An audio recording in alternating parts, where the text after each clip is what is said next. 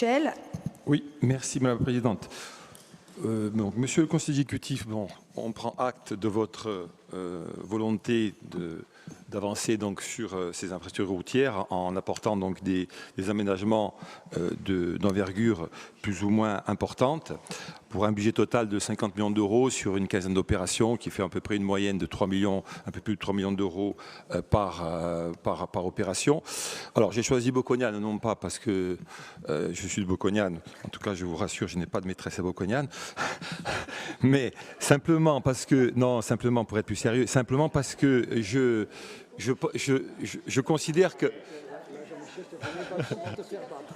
Excusez-moi. Non, mais simplement pour être plus sérieux, pour simplement dire que Bocognane, c'est aussi quand même un village emblématique du point de vue des infrastructures routières, puisque je pense qu'une des réalisations la plus, je dirais, phare en tout cas, c'est bien le contournement du village qui a été fait donc il y a peut-être une vingtaine d'années maintenant. Et c'est vrai que vous avez précisé que cet aménagement complémentaire est nécessaire aujourd'hui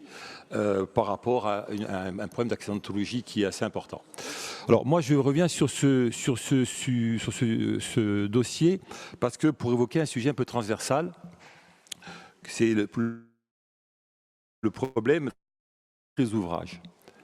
Je vous rappelle qu'en janvier 2025, il y avait eu une délibération qui avait été prise aussi, alors qui n'est pas reprise dans ces rapports, mais qui concernait les traverses de Venaco et de Ivario,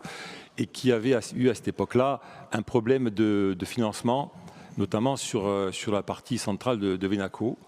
du fait justement du règlement des aides, enfin de la répartition, je dirais, des financements entre les communes, entre la commune et la collectivité de Corse.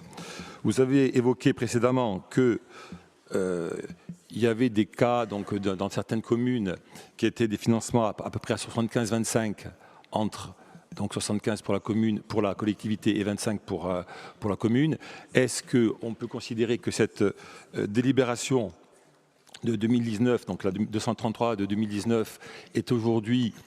obsolète, puisqu'à l'époque, elle prévoyait que c'était plutôt 80-20, donc 80 pour la commune et 20% pour la collectivité. Est-ce que, voilà, c'est simplement, mon but aujourd'hui, c'est d'essayer de savoir si on va pouvoir lever ce problème de financement, notamment sur la commune de Venaco, mais je pense qu'il doit se poser aussi pour d'autres cas de figure, lorsqu'il s'agit par exemple d'aménager un parking pour fluidifier ou sécuriser la traverse.